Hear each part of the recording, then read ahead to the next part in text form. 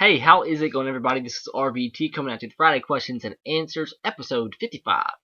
And I'm actually coming at you with this episode on a Friday. So that's a first. And unfortunately for me, I uploaded this series very late last week on Monday, and I didn't get a lot of questions. So I only have I think it said 9 comments for this video, and it's usually like 30. So that's my fault, because a lot of people look for these on Fridays, and the last couple of weeks I have not been able to get them out on Friday due to various reasons. But here I am this Friday, finally getting it out to you guys. So I fell through once again on my promise, or not necessarily promise, but my attempt to do the rest of the top 10 countdowns for the NFL draft prospects this week, because I don't know, I've just been trying to just stay relaxed, just try to take some time off from doing things because it's my spring break. And every time I just really can't get motivated to sit down and do stuff like that for a while I'm trying to take a break. It's been kind of relaxing, trying to work out and just do different things. So just been relaxing and not putting a lot of focus into anything before I have to go through this next month and a half, 2-month stretch of school before we get off for summer break. So I can't promise anything, but I'm gonna try. But you never know with me, right? So let's get into these questions. That's really the only update I have right now. It seems like the last couple weeks, every time I do this episode, or the Friday question and answer series, I do a little update before I get into the questions, which take like 5 minutes. So it's okay though. It's okay though, because this one should last like 10 minutes tops. Alright, first comment is Boston Celtics 13. It said you should timestamp each question with the person's username. I don't have that much time when you upload these. I would honestly do that, but the reason I don't is because they're so long that I've mentioned before that the reason I use this webcam to record these longer videos, and the videos that don't really necessarily need a lot of effort into them, is because the video's file size is very low, so that a 40-minute video would only take an hour to upload, rather if it's rendered out through a editing software that I have on my desktop that I use to edit with. If a 40-minute video is rendered on that, it would take maybe 10 hours to upload rather than just an hour. So I do that for you guys to try to get it out sooner rather than later. And that's really the reason why. It keeps the video quality decent, and it keeps the file size low so that I can upload it a lot quicker for you guys. That's the reason I don't do that. And I do understand your concern there, but what I would say is you don't have to watch the whole video. Just go see where your comment is, like in the comment box below the video, the before video, and you can kind of get a general idea of where your question is going to be answered. Like I go and answer the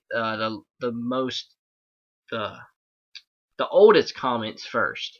I go to the very bottom of the list and see your question was first, I answered it first, or your comment was first, so I mentioned that first. So that's that, which is kind of weird because sometimes the questions that are recent are at the very bottom. And I go to the very bottom of the comment list, and then I go up from there to the very top. Alright, so next question, DJ Hayes. A lot of opportunities for Butch Jones to get a program-changing win for the Vols. Do you think a win over Oklahoma could be a possible indicator of the 2014 Volunteers record-setting crowd at the Neyland for the TSIO? Can they beat Oklahoma? Possibly. And if they do beat Oklahoma, I think that's an indicator of how good Tennessee's going to be. Yeah, I think so, because I think Oklahoma obviously is going to be a very good team going into 2014. I think they might be a little overrated just because if you got to think, there was a very mediocre team throughout the regular season, and they barely squeezed their way into the Sugar Bowl, and they beat Alabama. Yeah, I know that's a big win, but I know they played great. If they can play like they did in the Sugar Bowl all season long, they can be a very good team. But I think that they're a little bit overrated from that game. And I mean, you got to remember, Trevor Knight played his freaking butt off. He played so much better than he did the whole entire season before that. But if he can play like that all season long, heck yeah, he's going to be good. I mean, they're going to be good, but I wouldn't be too set on Oklahoma being a championship contender, but I still think they're going to be solid. If they can beat Oklahoma, yeah, I think Tennessee's going to be a solid team and somebody to watch out for. So, yeah, I think that'd be big. And a record-setting crowd for Neyland, maybe. Maybe. Never know. And is Butch Jones a really good recruiter or a really good coach? You gotta think, I mean, when he was at Cincinnati in Central Michigan, I mean, he wasn't the best recruiter. I mean, yeah, you gotta figure in that he was at those two programs, which aren't really gonna attract the best recruits, but he did good with the players that he got. So, even though he didn't get the best players, he really excelled at this program. So that really shows that he's a good coach. At his two former situations, he did really well in without getting the best players. Now at Tennessee, he is getting really good recruits when he's actually given a program that can recruit highly talented players. So that really shows there's really a combination of the two. So I think you really have to give him good time to see how he can do against better competition with better players of himself. So I think he's shown that he's really a little bit of both. So we'll have to see. All right, next question, Heavy D 317. If you were from Detroit, would you still be a Lions fan? Yes, I would be. The reason being is because I don't have any. If I lived in a city that held or hosted a professional sports team, heck yeah, I'd be a fan of that team. I just don't have any team from where I'm from that's a professional sports team. If we had a professional sports team in my state or in my city, heck yeah, I'd root for them. That's a big reason why I'm Alabama fans, because I've born and raised in Alabama. So one of the two biggest programs, athletic teams in the state. So that's why I'm an Alabama fan, obviously. And I really had to pick and choose random other reasons to be fans of the other teams that I have been, even though I'm glad I'm a fan of those teams. I mean, I'm a diehard fan of each team that I'm a fan of. But I'm sure it'd be another way if I was actually from that city. So if I was from Detroit, I'd probably be a Michigan fan. I'd probably be a Lions fan, a Tigers fan, a Red Wings fan, and a Pistons fan. So you get the point. So it doesn't matter how bad the team would be. I would still be a fan. But and even aside from that, they're a fun team to watch. Their defense isn't necessarily that great in the back end, but the front seven is talented offense. Matthew Stafford and Calvin Johnson. I still believe they get Mike Evans. That will be an absolutely insane offense. You got to remember Reggie Bush is there as well with LaShore. So that's a really talented team to watch. And I think just one of these days they're going to break out and be just ridiculous one year. They have the talent to do so. Put that GD knife down. It says, did he answer my question? I guess he's referring to last episode. Yeah, I answered every single question that is asked. So it was probably in there, but like he said, the guy said before, it's a really long episode. So that's probably why you're asking that, because you probably didn't sit through and watch the whole thing, which I doubt a lot of people do. Jackson Bear 1, what is your wish list for NCAA 14?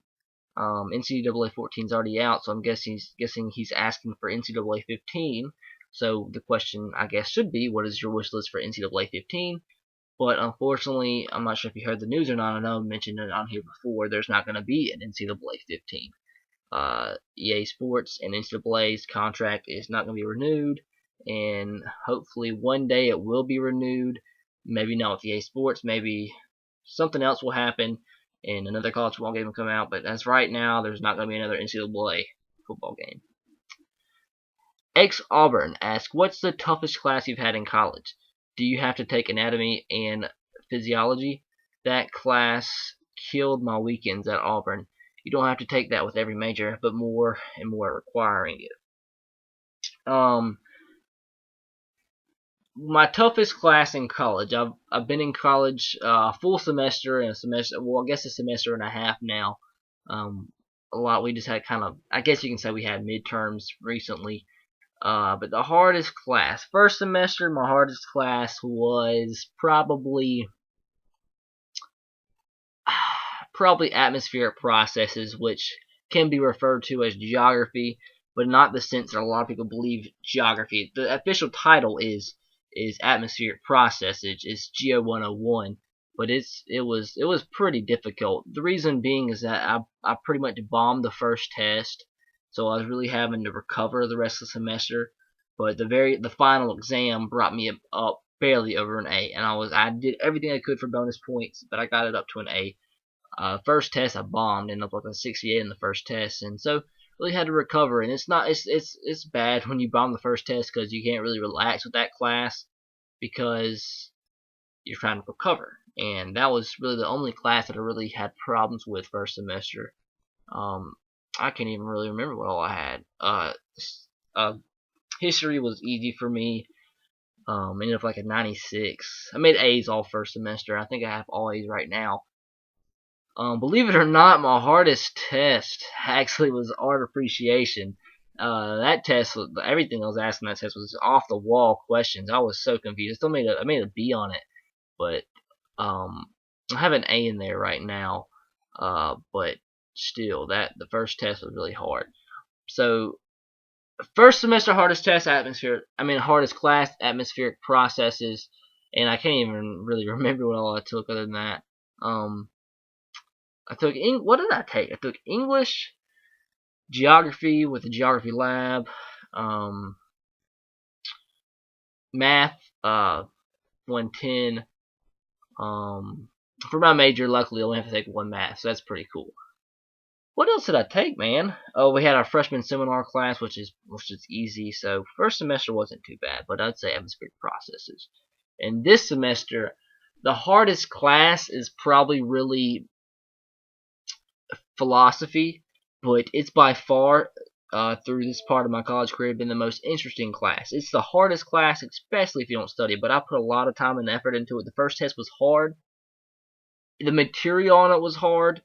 But I really am interested in it, and I've put a lot of effort into learning it. So the first test was actually pretty easy for me, but somebody else it might have been really hard. The essay question, which had to be like 3 or 4 pages long answer, I had studied that one front and back. I knew every little detail about that, so I was pretty proud of myself. I mean, it was a tough test, but I think I did really good. I'm pretty sure I made an A on it. So the material is really hard, but it's interesting, and that really helps you with the class. The hardest class, probably, I would have to say, is philosophy. But I'm actually probably doing better in that class than a lot of the other ones, if that makes sense. But I think as of right now, I have an A in every class this semester, maybe except I think biology. I'm right below an A, like at probably an 87, 88, but that's after one exam. And we have a bunch of other quizzes left, so that's okay. So I don't have to take anatomy, by the way, or physiology. I'm taking philosophy. I think I have to take biology 102 or geography 102 or philosophy 102. Or I'm not sure if there's like another, like if it's 110 or something else. But I don't have to take physiology. I'm not gonna, or anatomy. I took anatomy in high school actually, which it was I aced it, but it was pretty difficult. There's a lot of memorization in anatomy. It's ridiculous. Okay, so last question. Let's see how long 8 questions has made me. 13 minutes, not long. Let's get this under 15. DJ Hayes, how different would football be if every game was perfectly officiated? That's kind of an interesting question. I don't know how to answer that. I mean, it would be different, yeah, because there'd be no missed calls. I guess the simple answer would be that we would never have disagreements and there would never be hypothetical questions. What if this call was not made, or this call was actually made that should have been made? And there would have been no if, ands, or buts, so nobody could ever say, oh, this ref was cheating, or that call cost them the game. So there'd be a lot more, what's the word I'm looking for? A lot more closure from fans in feats of winning games or losing games. So closure would be the difference, I guess. The game itself wouldn't be different really, except that there would be no blown calls or stuff like that. So that is that. So that was my shortest probably question and answers episode ever. But I hope you enjoyed. Be sure to leave a question for next Friday's episode. I should be able to make it next Friday because I don't have a game to broadcast next Friday. But I do start back school Friday, next week. But anyways, hope you enjoyed. Please be sure to hit the like button and leave a question in the comments. Questions, as always, can be about anything, sports related, life related, anything. And I'll answer it next week in episode 56, which is crazy. We're over the halfway mark to 100. But be sure to subscribe to my channel if you haven't already, and follow me on Twitter at twitter.com/SROTR. We just reached 13,000 followers on Twitter, which is pretty cool. Actually, I had a tweet a couple days ago, get close to 100 retweets, which is pretty cool. Trying to expand my brand, and it's really helpful in my job. So, my job aspirations.